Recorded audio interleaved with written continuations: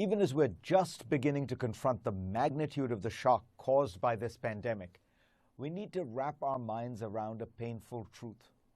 We're in the early stages of what is going to become a series of cascading crises reverberating throughout the world, and we will not be able to get back to anything resembling normal life unless the major powers in the world can find some way to cooperate and manage these problems together. The first phase has been the healthcare crisis in the world's major economies.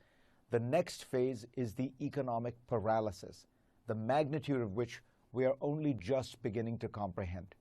In the last 2 weeks, America lost 10 million jobs, exceeding the 8.8 million total jobs lost over 106 weeks during the 2008 to 2010 recession. But this is just the beginning. Next up will surely be the danger of countries defaulting.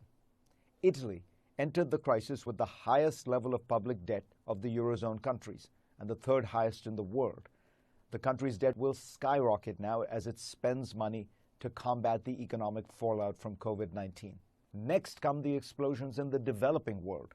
So far, the numbers of infected have been low in countries like India, Brazil, Nigeria, and Indonesia, probably because they're less linked by trade and travel than the advanced world. In addition, these countries have tested very few people, which is keeping their numbers artificially low. But unless we get lucky and it turns out that heat does temper the virus, these countries will all get hit, and hard. And then there are the oil states. Even if the quarrel between Saudi Arabia and Russia gets resolved, at this point demand for oil has collapsed and will not soon recover.